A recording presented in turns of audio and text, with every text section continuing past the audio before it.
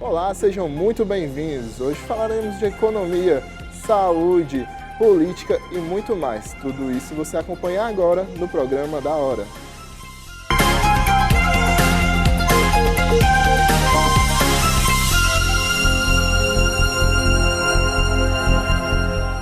A TV União não se responsabiliza por conceitos, falas e diálogos entre os convidados em debates nos programas veiculados na grade. A direção.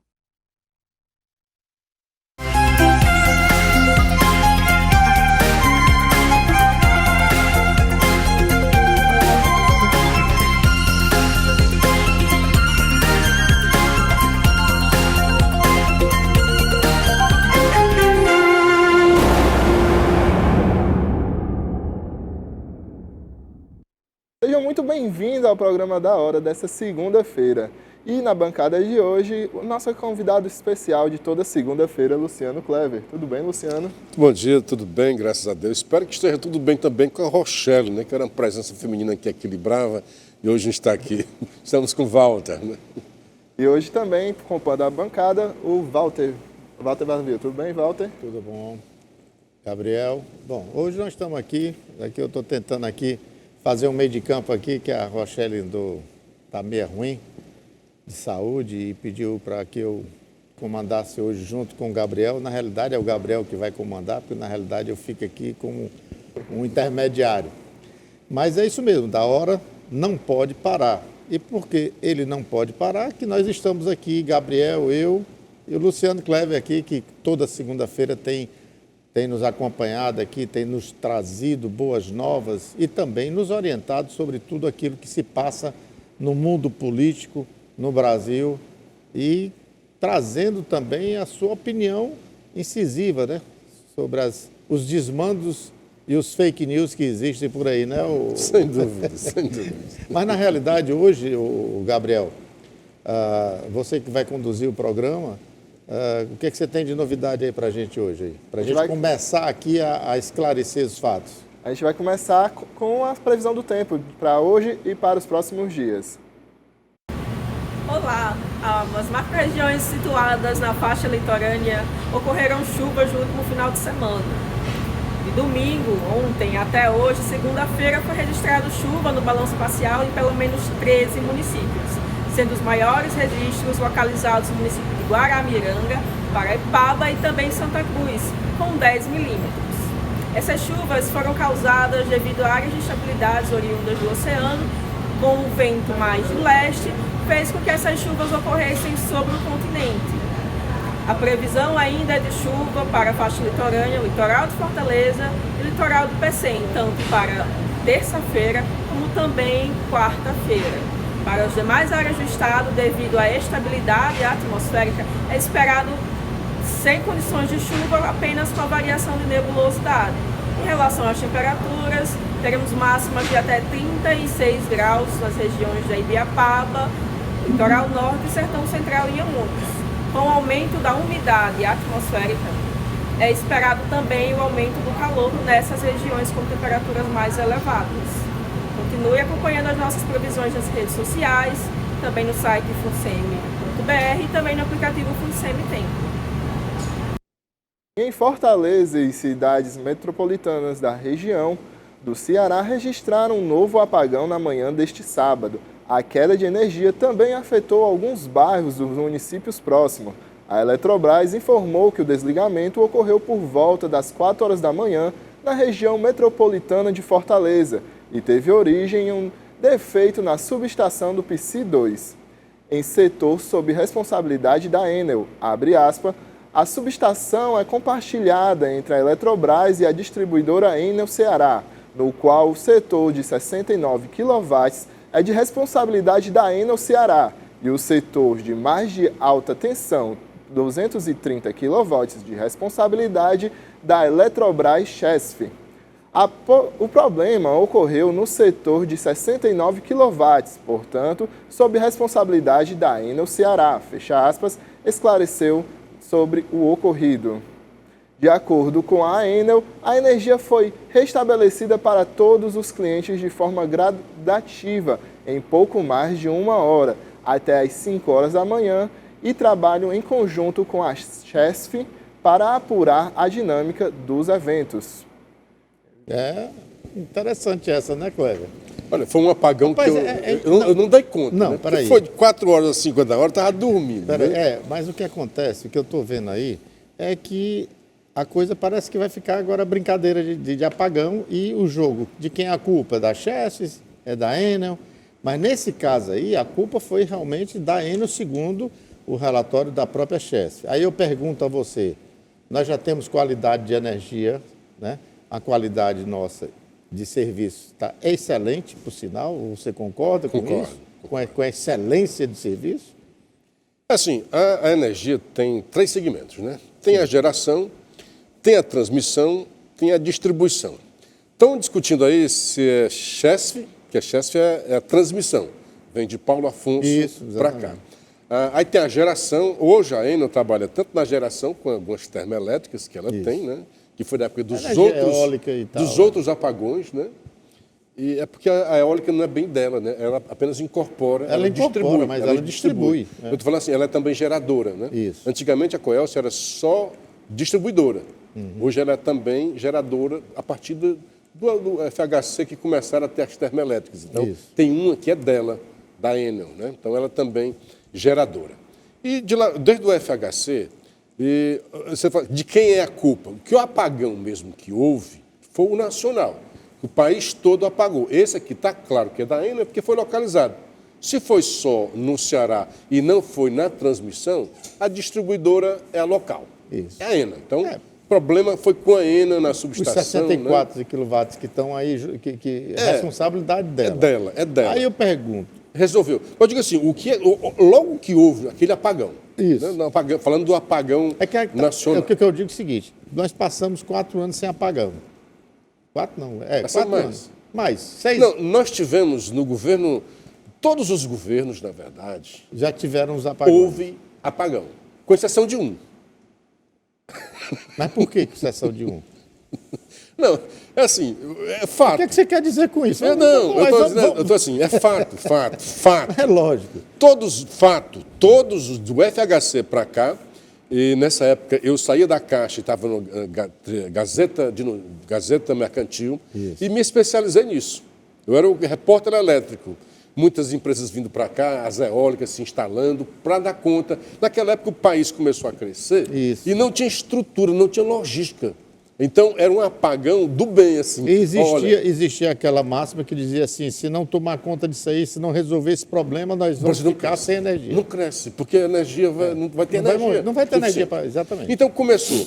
Aí, o que aconteceu? Dos governos todos para cá, houve apagão. O do Bolsonaro não teve apagão, a não ser um localizado no Amapá, por questões de natureza, raio que caiu e tal. O governo federal chegou depois, caiu de pau em cima. Pagou quase um mês lá. Aí chegou com gerador, com um bocado de coisa. É questão local. Não houve nenhum apagão nacional. Em todos os outros houve. E nesse aqui não está sendo diferente, então, né? Esse aqui foi um apagão enorme, né? Foi o Brasil inteiro, com exceção de Roraima. Por que Roraima não? Porque Roraima não está dentro do sistema de interligado. Ela saiu do A energia de Roraima vem da Venezuela e vem de uma usina que eles colocaram lá. Bolsonaro, para resolver, vai levar energia de Tocantins. Tem um linhão para lá. Tinha um problema porque passava nas terras de índio. Esse negócio lá dos índios. Passa por cima, vai dar problema. Estava sendo resolvido. E agora estão resolvendo lá e diz que agora o Lula quer dizer que foi ele que colocou. Sim, mas já foi antes. O que o Lula colocou de novo lá é que vai voltar a comprar energia da Venezuela, que nunca deu certo. A Venezuela não tem energia nem para eles. Está tendo apagão lá. Então, apagão enorme igual a esse que aconteceu conosco na terça-feira só ocorreu em 2009, quando a presidência da República era do Lula e o ministro da Energia era a Dilma.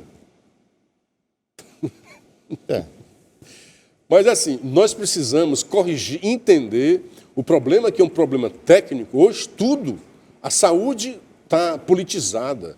A energia, que é uma coisa eminentemente técnica, a Janja, numa enormidade de leviandade e irresponsabilidade, mal aconteceu o apagão, ela foi dar o tom.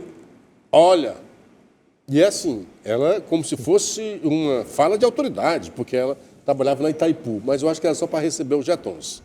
Olha, a Eletrobras foi privatizada. Era esse só o tweet. E acabou-se. É muita irresponsabilidade, porque se fosse eu ou você... Mas não, ela é a mulher do Lula e que está mandando no país. Você tem certeza disso? Nós somos governados pela Janja. Rapaz, você tem certeza? Então, nós temos que ter o cuidado, assim, primeiro... É para rir ou para chorar? Não politizar. É para rir ou para chorar? Porque diga logo. quando politiza, foi por causa da privatização. Se não tivesse... A Eletrobras foi privatizada tem 6 meses. Mesmo que isso fosse consequência de uma privatização, não teria dado tempo da privatização esculhambar a empresa, a ponto de ter um apagão.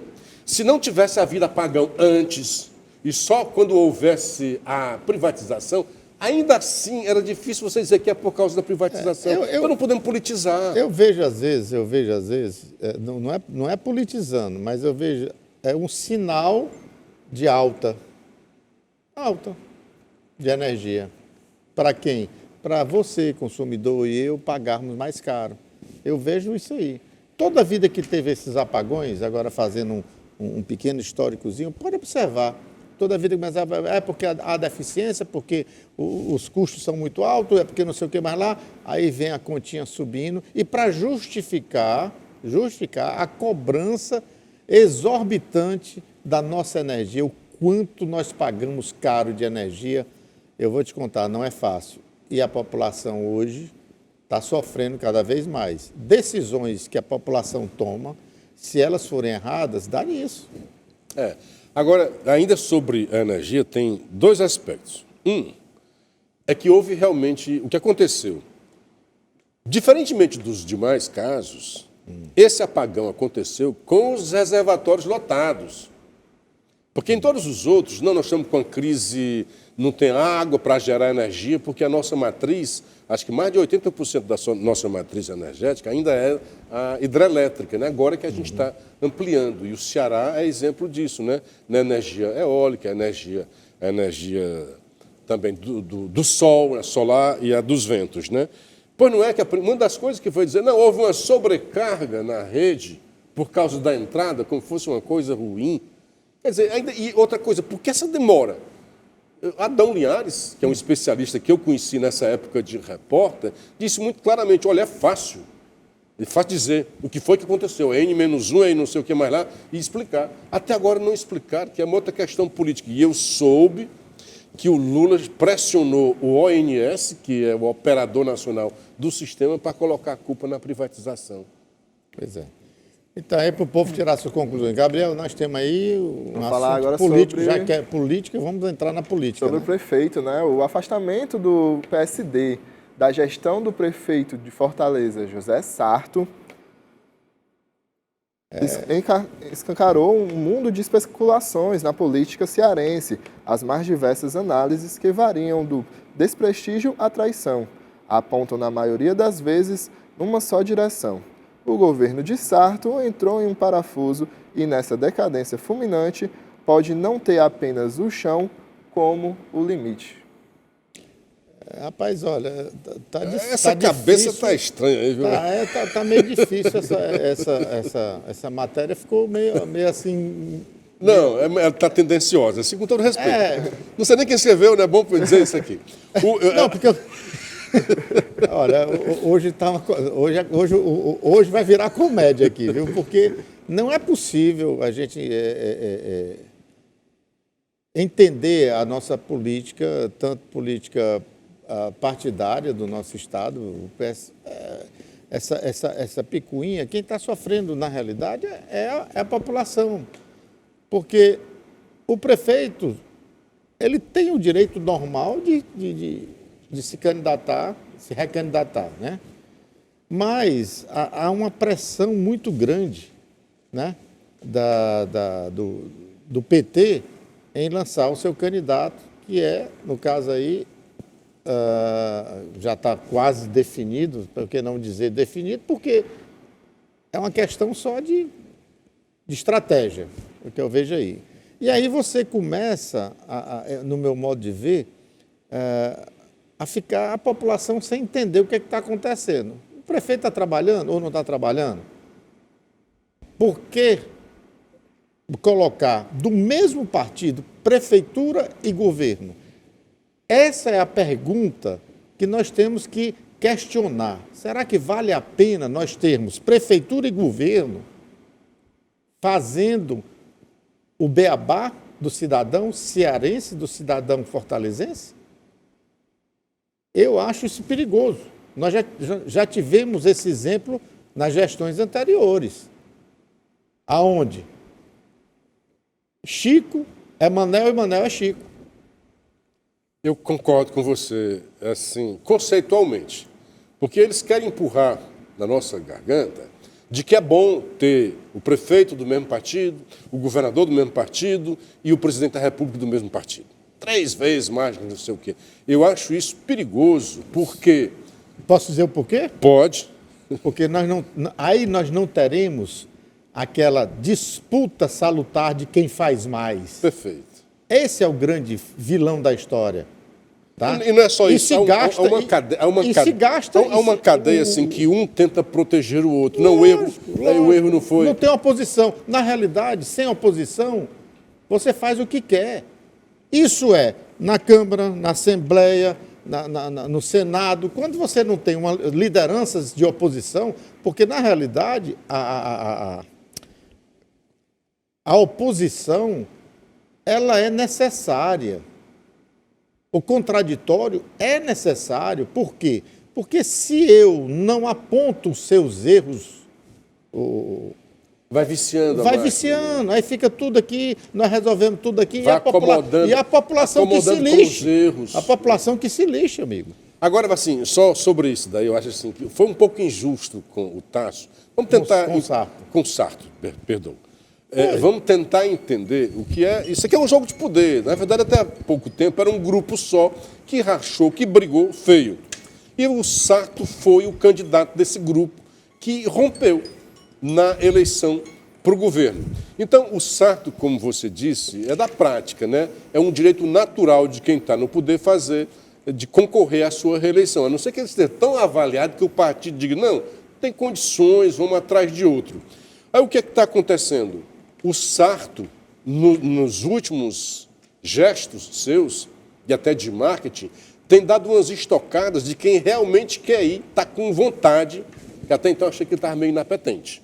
Agora mostrou que ele está com fome, está com tesão pela máquina, pela reeleição, e começa a se movimentar. E nós temos o outro lado. Então, o grupo petista quer tomar a prefeitura do PDT com a ajuda de pedetistas aliados. É tanto que parece que a engenharia é assim, vai ser um candidato do PT, mas oriundo do PDT. A impressão que eu tenho, né? Então, Sarto tem todo o direito de se colocar para a população. População, avalie a minha gestão. Está boa ou está ruim? Com a taxa do lixo, eu achei, não, o Sarto não é candidato e está fazendo aquilo que deve ser feito, não está agindo politicamente. Depois, não, ele começou a agir, não, eu quero realmente ser o candidato. Aí, contra o Sarto, isso aí não é porque o Sarto esteja ruim, ao contrário, é porque o Sarto está bem, na minha avaliação. Na minha avaliação. Só para finalizar. Aí, resultado, cuidado, tira o PSB, entrega o PSB ao pai do ministro Camilo Santana, que hoje é a personalidade política mais poderosa no Ceará. Avisa aí para o PSD que ele tem que sair. E o PSD tinha, até então, duas personagens lá. Tinha 2 regionais da prefeitura que eram comandadas pelo PSD. Então, alguém chegou e disse, sai daí que o homem deve estar crescendo. Então, nós não podemos deixar isso daí. Então, no cenário, eu acho que vai ter o Sarto continua, PDT, Raiz vai querer continuar que o Sarto seja para a reeleição, vai ter o PT também, é bom que o PT também faça para lá, e talvez o Roberto Cláudio, não sei como, vai ser candidato. Pois não. Bom, o que eu vejo é o seguinte, eles estão caindo, pegando no pé do Sarto por um simples detalhe.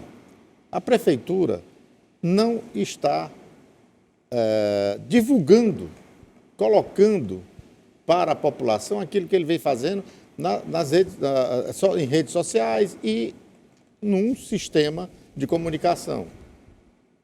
Os outros meios de comunicação não estão divulgando, não estão recebendo e nem estão divulgando aquilo que a Prefeitura de Fortaleza está fazendo. Então, há uma falha nessa comunicação, no meu modo de ver. E aí, ele peca por isso. Ele tinha que aprender. Bolsonaro cometeu um erro horroroso, que foi o da comunicação. A diferença é que Bolsonaro tinha, por princípio, de que era contra os meios de comunicação, que ia batalhar contra aquilo. Era um outsider. Sarto não tem nada disso. Então, com todo amor e carinho ao prefeito, aos profissionais da comunicação, isso não tem um outro nome a não ser incompetência. Me perdoe, né? Porque se você, que não tem nenhum outro motivo, Bolsonaro foi um erro horroroso, perdeu o governo por causa disso, então é já também uma lição, e você deve procurar. Quer ser candidato, use melhor a comunicação social. Os meios de comunicação. Coisa que o prefeito de Fortaleza, que a prefeitura de Fortaleza não está fazendo bem. E que o grupo que está no poder sempre fez muito bem. Gabriel? E é isso, né? O governo fica passando obras, né, para um, para outro, como foi o exemplo da ponte, né, a ponte metálica também, que o Sarto falou que iria assumir esse compromisso que era do governo, né, comprometer com isso. É o que eu digo. Mesmo que quando você tem dois governos de partidos diferentes, por exemplo, prefeitura e Estado, para ser bem claro, isso não quer dizer que eles tenham que ser inimigos no servir à população. Muito pelo contrário, tem que haver essa parceria. A parte política ela deve ser colocada de lado. Só que acontece que já se acostumaram e a população ela peca em não ter oposição nem no Estado e nem na Prefeitura.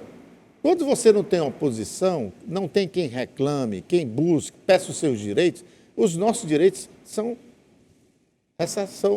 como é que se diz, caçados na realidade. Nós temos que dizer o que nós queremos como população. Não adianta a gente ficar calado e aceitar caladinho tudo que se coloca, não. Eu sempre aprendi desde criança que quem cala consente, meu amigo. O exemplo da ponte que o Gabriel falou. Exatamente. Se os dois fossem do mesmo lado, se não houvesse um certo antagonismo, a ponte ia ficar, nós iríamos ficar no prejuízo, né? Eu amo aquela ponte porque tem memórias boas dali e não ia para frente. Agora... Não vamos gastar com isso, né? Não vamos gastar. Isso aqui não é energia para isso. Eu acho que o Sarto deu um show nisso. Se ele tivesse uma comunicação melhor, teria tirado muito mais proveito, porque ele, pessoalmente, eu acho que foi muito boa. As tacadas, né, as estocadas que ele fez, as cutucadas, foram muito boas. Foram muito bem pensadas. Mas não houve... Mas só que a comunicação... Eu não sei o que acontece, que quando a pessoa entra... Só terminando. Ela fica blindada. A ponte ia ficar no mesmo lugar. Agora vai sair exatamente porque um está dizendo o passe livre, outra como é bom ter antagonismo. O Sarto também tem um secretário muito bom, viu? Secretário de quê? De comunicação? Não. Ah, tá. Porque de comunicação, eu não eu não vou dizer aqui para depois não dizer assim, tá... O cara é bom. Eu sei que o cara da saúde é bom. Não, é um do Dias. Samuel Dias. É o Samuelzinho. Já que você disse, você matou na hora. Não, mas o Samuel já era um bom secretário desde a época do Roberto Cláudio. Ele sempre foi muito... É tanto que o nome dele chegou a ser ventilado. Ele sempre foi muito eu não conheço focado. O cara. Eu digo isso, acho ótimo, porque como eu não conheço, eu falo aqui à vontade, né? Eu tive a oportunidade de entrevistá-lo aqui uma vez, e o Samuel Dias é uma pessoa focada no trabalho. É tanto que ele não gosta de ser... De holofote. Exposto. Ele não gosta de holofote. Ele trabalha técnico. nos bastidores. É um Tarcísio. É um cara que trabalha, assim, impressionante o trabalho dele. Inclusive, o Samuel, eu sei que você deve estar nos assistindo, que você não perde da hora. Você já está convidado a vir aqui fazer contar para a gente o que é que está, como é que está Fortaleza, os projetos. Se for na segunda-feira, eu vou conhecer. Pois é. De preferência, até pronto. Segunda-feira, que aqui o Cleber está aqui, a gente vai fazer um trabalho aqui de explicar... Bate-papo aí. Esse bate-papo de explicar como está Fortaleza. Gabriel.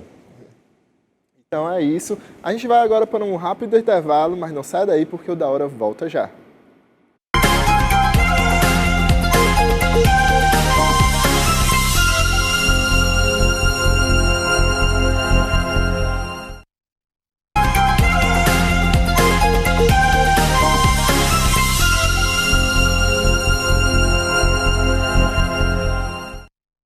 da Hora dessa segunda-feira está de volta. E o Lula se tornou o presidente que mais liberou emendas parlamentares em um único mês na história.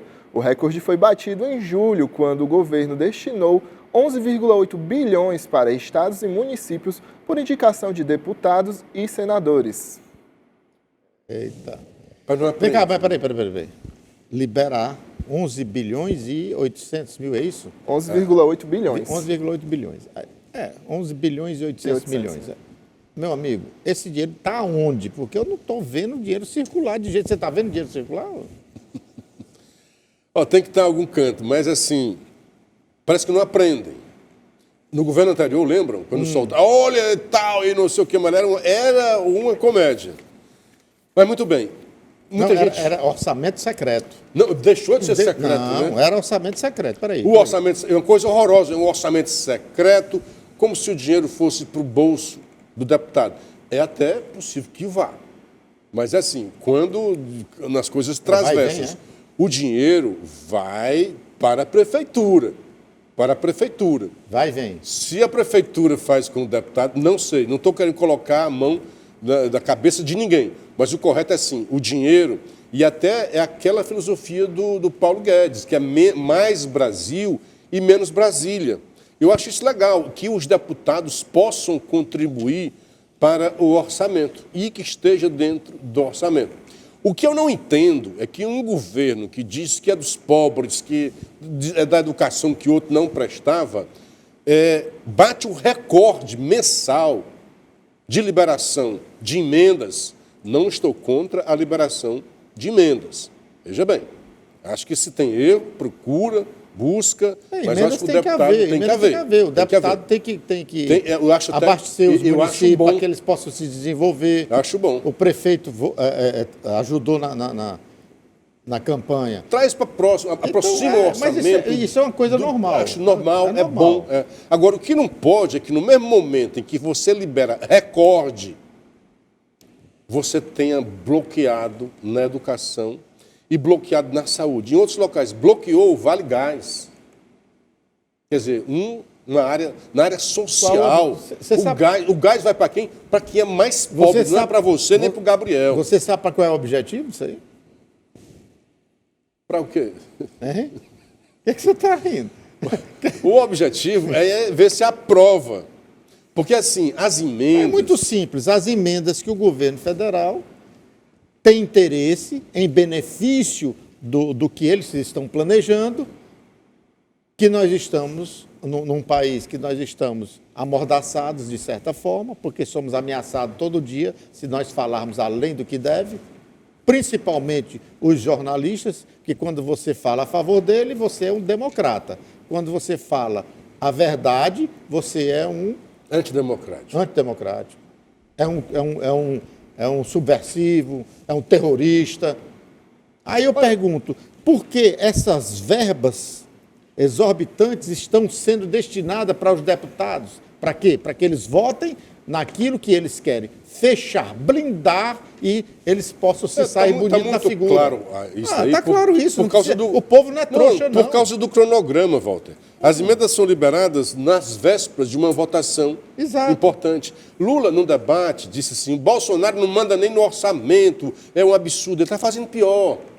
É só para assim, questão de justiça. Até o governo Dilma, até a gestão de Eduardo Cunha na presidência da Câmara, as emendas eram assim mesmo. Você é um deputado... Ela funcionava assim. As emendas era só uma espécie de... uma intenção. Que o governo, aí sim, ele manipulava. Walter, ou tu vota comigo, ou não te dou a emenda. A partir do Eduardo Cunha, e eu achei isso interessante, as emendas passam a ser impositivas. Aquilo que foi aprovado no Congresso, porque a costura do orçamento ela tem que sair. É uma parceria entre o Executivo e o Congresso. E quando não era impositiva, o Congresso fazia só uma brincadeira ali, né? Agora não, elas são impositivas como devem ser. O governo federal não pode se negar. Ele vai ter que dar. Agora, a manipulação que ele faz é o quando. Tá? É o tempo. É o quando. Então, em vez de ser no final do ano, porque vai que no final do ano, que isso é uma emenda orçamentária, Olha, o que é o orçamento? É uma previsão de gastos e despesas, né? Do que vai entrar, de receitas e despesas, do que vai entrar. Chega no final do ano, tu está com a emenda tua aí pendurada, aí o governo chega e diz, olha, aquilo que nós imaginamos, estava previsto que ia entrar, não entrou, então eu vou ter que bloquear nos gastos também. Portanto, eu vou cortar um pouco da tua. Então ele já age assim, todo deputado quer, e paga logo a minha emenda, que é para não ter amanhã um bloqueio. Para não ficar sem o dinheiro. E está havendo bloqueio nesse exato momento, está havendo um bloqueio, isso é questão de prioridade, né? Por falta, a previsão não vai acontecer da entrada de recursos e, portanto, bloquearam milhões na saúde, milhões na educação e bloquearam o programa Vale Gás, de alto alcance social, o gás de cozinha. E sabe quando é que cortaram o gás? Está previsto o corte para dezembro, na época do Natal. E é na época que o pobre... Todos nós gastamos um pouco mais, né? É o pernil, é o peru que vai para o gás. Na sua análise, você acha que o governo está perdido? Ou ele está seguindo nos projetos que eles estão... Olha, se não fosse a Janja, nós estaríamos pior ainda. Acho que é a Janja que está governando. Eu acho que o Lula está assim... Está uma maior viagem, em todos os aspectos. Né? Hoje ele está no... Está mais nem aí. Eu acho que ele imaginou assim, eu já fiz o que eu tinha que fazer. E agora talvez está mais difícil. Vou curtir, vou usufruir. Chegou o momento do usufruto. Ao volta ao mundo em 365 dias. É viagem. Hoje está na África do Sul, não é isso? Está na África do Sul hoje, lá com a Janja, com todo mundo. E ela aproveitando, né? É álbum, né? Completando o seu álbum, passaporte, de carimbos, né? Está usufruindo daquilo que ele já contribuiu. E ele vai levar tudo isso para a eternidade, né? Pois é. Pois é. Aí eu me lembrei assim, dos dois. Outro dia estava o Lula, certo? Olha, tá um mau negócio do Rolex do Bolsonaro, né? Aí o Lula, olha, faz 25 anos, quer dizer, faz 25 anos que ninguém se importa com o relógio que o Lula levou. Presente do Chirac. E não faz 25 anos, não, ele errou, né? Rapaz, olha, e não devolveu. Na realidade, nós estamos, como eu diria no linguajar popular, né? No mato sem cachorro. Porque, na realidade, enquanto a população não cair na real, que ela tem que se manifestar, enquanto ela não fizer isso, se manifestar ou a favor ou contra,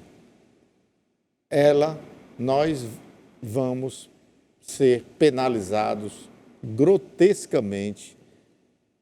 Eu peço a Deus que não venhamos a ser uma Venezuela, porque o caminho que está sendo traçado, não se iluda, não. Sabe qual é o grande perigo disso, Walter? É assim, nós... Por causa do descaso. Nós, como sociedade, nós começamos a ser doutrinados pelos poderosos de como devemos agir.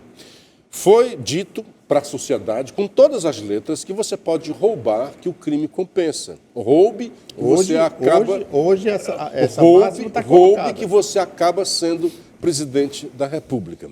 E começou a dizer, olha, não pode se manifestar, porque os últimos manifestantes estão todos na cadeia.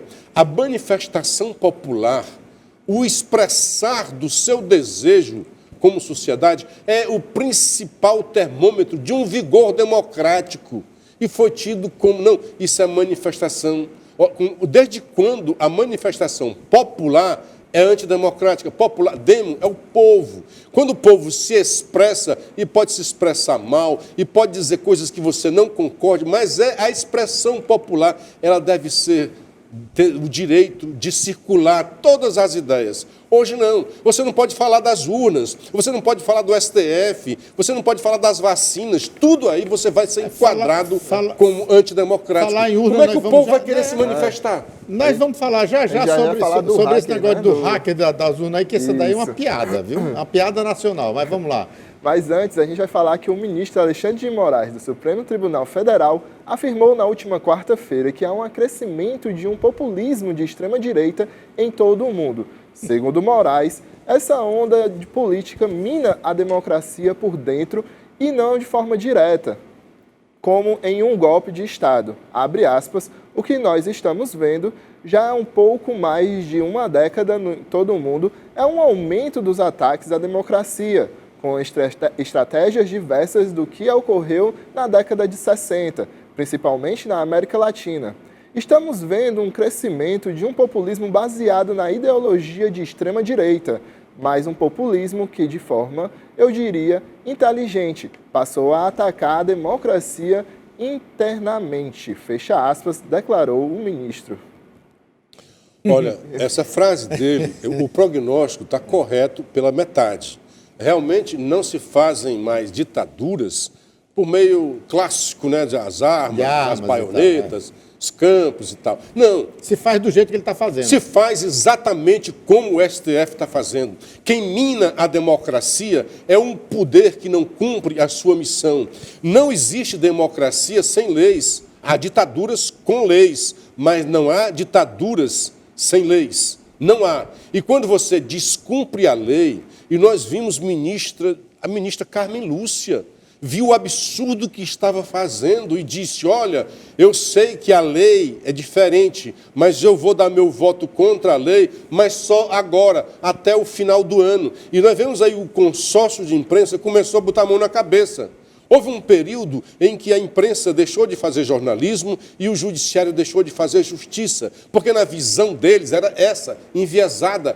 Porque tem esse cara aí que é contra a democracia. Então, a pretexto de salvaguardar a democracia, eles se tornaram antidemocráticos, se tornaram autoritários. E quando você vê a sociedade vendo que a justiça não é cumprida por aqueles que deveriam salvaguardá-la, qual é o seu espelho? Porque que ele diz, olha, agora mesmo nós vimos aí as coisas, o Dino não quer entregar as câmeras. Esse mesmo Dino fala contra a polícia lá de São Paulo e diz, vai ter que entregar as câmeras. Como assim ele não entrega as câmeras e o policial tem que entregar a câmera? Mas o que eu quero dizer é assim, se o senhor Alexandre de Moraes, se a senhora Carmen Lúcia, dizendo que eu quero salvaguardar a democracia, porque se eu cumprir a lei não vou conseguir esse objetivo, por que um policial vendo um bandido não pode achar, olha, se eu seguir a lei, esse bandido vai acabar impune e vai matar pessoas? E também não se acha no direito de eliminar esse policial em defesa da sociedade? Não estou defendendo, eu estou só te dizendo que isso corrói, isso contamina a sociedade de cima a baixo. Mas ela já está contaminada. Você tem um Supremo em que uma cabeça pensa por todos. Que justiça é essa? Que Supremo é esse? A pergunta é essa. E nós estamos vendo, mais uma vez, a população omissa, calada, acuada. Amedrontada. Acuada.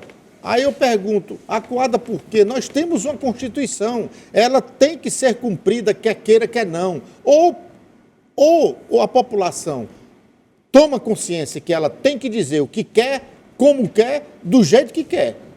Ou então, meu amigo, paciência. Nós estamos aqui falando abobrinha o tempo todo e o que é que vai acontecer? Nada. Aí depois você vai reclamar, para nós que já estamos avançados de idade, como diz o outro, sei lá quanto tempo ainda vou viver, ou você mesmo, mas eu tenho meus filhos, meus netos, eu penso neles. Qual o futuro dos meus filhos? O futuro dos meus netos? Qual sociedade nós vamos deixar para eles? Qual sociedade que nós vamos deixar? E agora a gente vai conferir um vídeo que na edição dessa sexta-feira, a jornalista Eliane Catanhandes, da Globo News, questionou a postura simplesinha do ex-presidente Jair Bolsonaro. Aí o Bolsonaro ressurge no papel dele, no personagem simplesinho. Ali, naquela padariazinha bem simplesinha, um barzinho, escrito atrás, olha, suco natural de não sei o quê, um copinho um pingado, né? Um pingado de boteco, comendo daquele jeito esfarelento e calmo. Muito calmo. Isso tudo é estratégia, não apenas a estratégia de defesa, a estratégia jurídica, mas é a estratégia de marketing para o Bolsonaro não perder de vez o apoio dos bolsonaristas. A gente sabe que bolsonarista acredita em qualquer fake news, acredita em qualquer imagem. E deve ter muita gente dizendo, ai, que alívio, tá vendo? Ele é assim, simplesinho. Puxa, tomando pingado no boteco. Para que esse homem ia querer joias, vender aquelas joias todas? Imagina. E aí ninguém está pensando o que ele fez com 17 milhões de reais que ele ganhou, né? Enfim, Marcelo, tudo isso tem método por trás. Tem método por trás. Ele dá os recados todos, do jeito de falar, do jeito de se vestir, do jeito de comer e no conteúdo. Tem método. 17 milhões. Ficaram o tempo todo falando, depois não é 15, é só 5 milhões. E assim, nenhum desses negócios que Bolsonaro está sendo acusado, nenhum tem dinheiro nosso. Não há lei, esse aqui é jornalista também, é método. Não há lei dizendo que não pode levar esse presente para lá ou para cá. Lula levou 11. Vamos fazer o seguinte, Depois devolveu. Não tem lei sobre isso. Vamos para o intervalo, chama o intervalo e aí a gente volta nesse A gente tema. vai para o intervalo agora, rapidinho. Na volta, Luciano e Walter vai comentar sobre esse vídeo. Então não saia daí, fique aí porque o Da Hora volta já.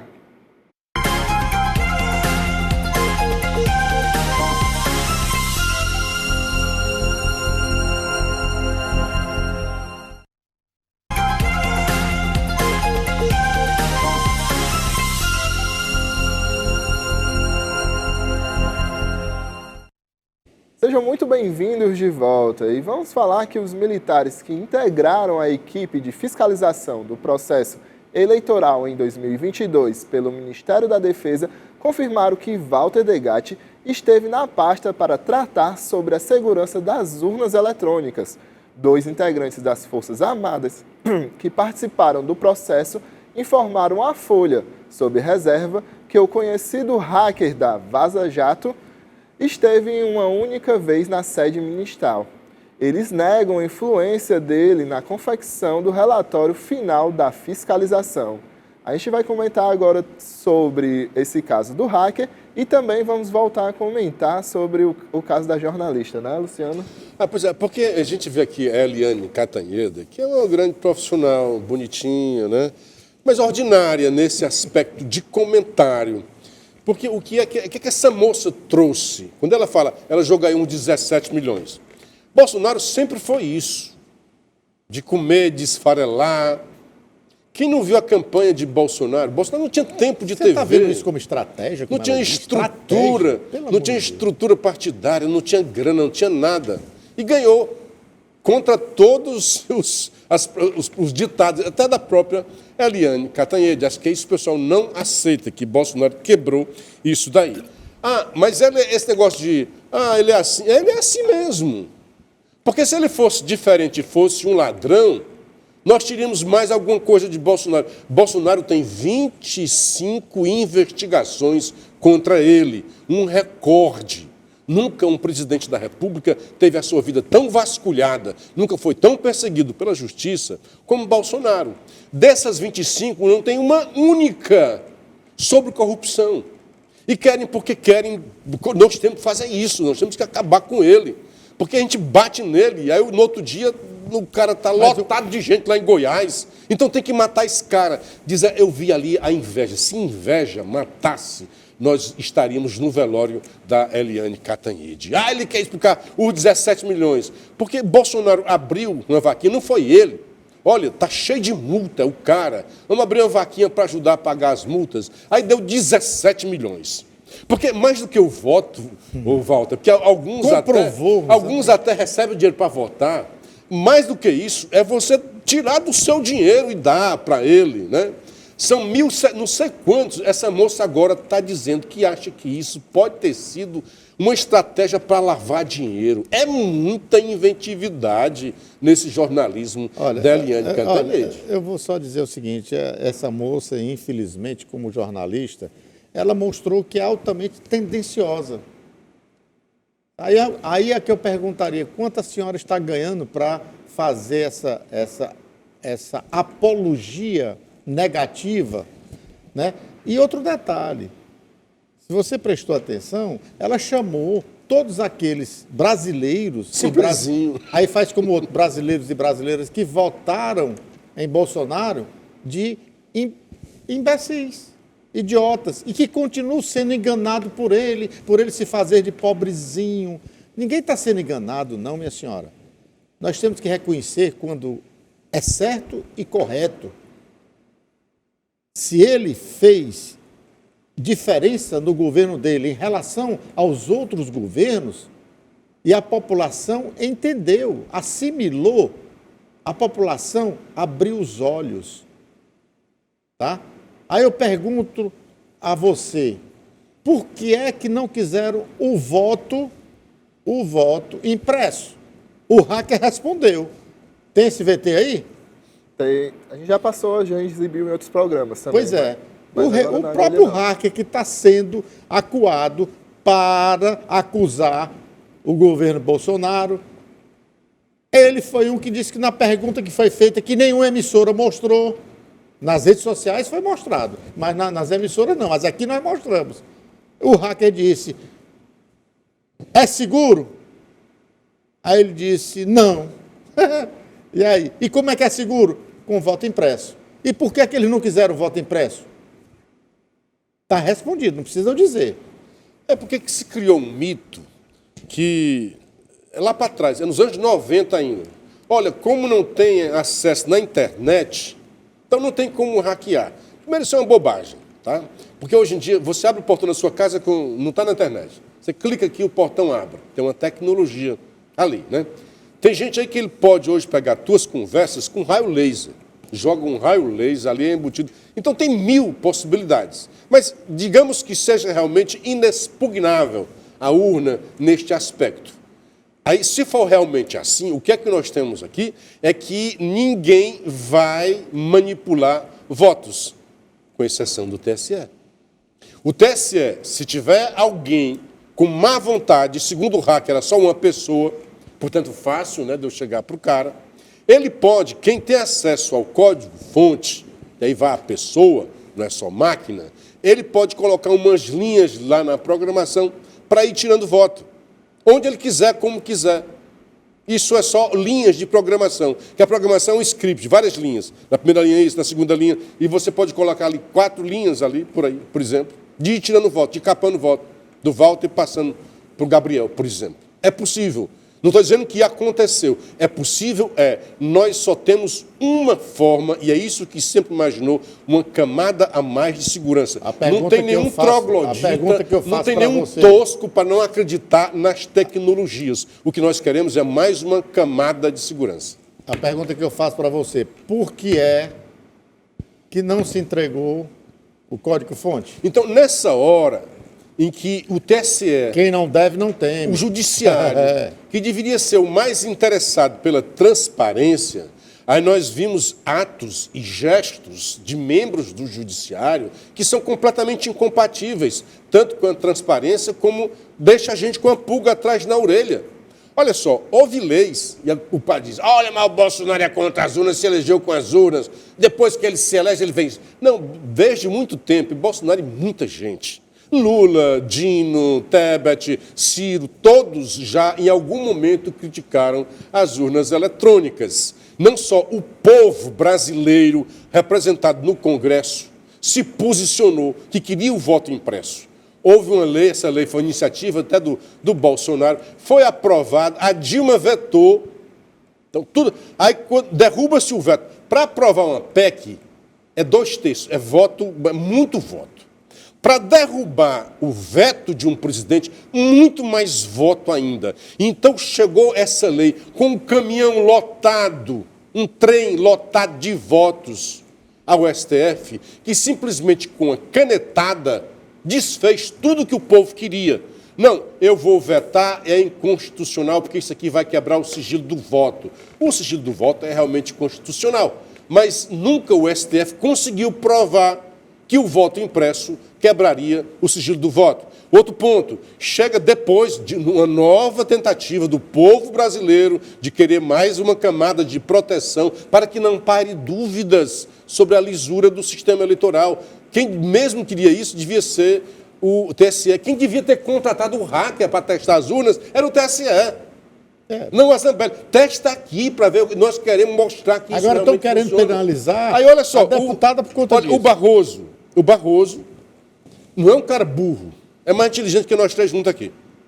Aí ele chega e diz, olha, num país comandado pelas facções, a única verdade que ele disse foi isso daí. Comandado pelas facções, se passar o voto impresso, você vai levar o papel para mostrar para o chefe. Por que ele disse essa verdade?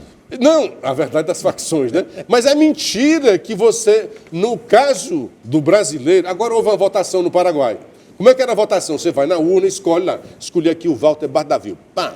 Aí a máquina imprime, você pega aquele papel, pega na sua mão o papel, realmente é o Walter. Dobra aqui e coloca na urna. Pronto. No caso brasileiro, o eleitor não teria nenhum contato tátil, né? Era dentro de uma caixa. Numa caixa, verificou, pronto, aí destaca. Não, aí ele aperta, aí não, ele é assim, corta, você vota. Aí você checou que o papel está o nome do Walter, aí você confirma, aí tem um recorte. Ele recorta, né? como cai, caixa eletrônica. Como caixa eletrônica. E cai na urna. Então, você nem pega. Quê?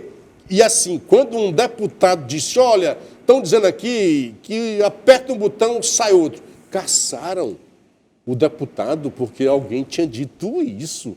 Rapaz, é um negócio assim tão enorme, tão grandioso a favor dessas urnas, que eu não consigo acreditar. E eu fico sempre com a pulga atrás da orelha. É um medo. Eu sou contra a tecnologia, eu sou um cara altamente tecnológico. Agora, eu sei a tecnologia que é feita para o bem e é feita para o mal. Eu que uso computador, todo dia eu tenho que atualizar meu antivírus. Porque o lado do bem cria proteção e o lado do mal tenta o tempo todo invadir para fazer o mal. Por que isso não pode ocorrer nas urnas? Ocorre nos bancos, ocorre em todos os sistemas. Então, gente, quanto mais... O que é que toda empresa quer? Sempre que você me apresentar uma camada a mais de segurança, eu vou querer. Principalmente se é uma coisa que é a democracia que está em jogo. Mas você está errado. Deve Você está errado. Mas, na hora de votar das votações brasileiras, tanto faz a nível estadual, federal, municipal, ela não pode ter o que você está pensando. Voto impresso, você é doido. Quem é? Olha, eu vi um deputado, ouvi um deputado falar a maior verdade. Quem elege os deputados, quem elege quem vai nos representar, não é o povo, é o STF. É terrível.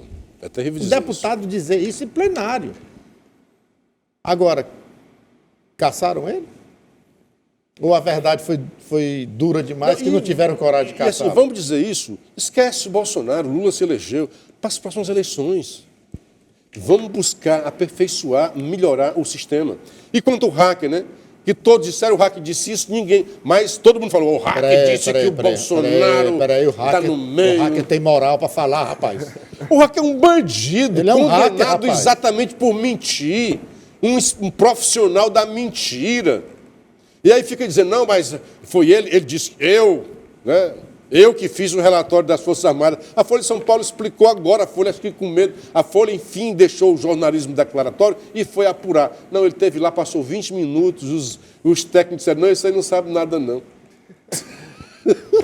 Então é isso, ridículo. É isso, Luciano, é isso, Walter. O Da Hora vai ficando por aqui. Luciano, suas considerações finais, por favor. Muito obrigado, foi bom. Rochelle, que fique bem, minha querida, né?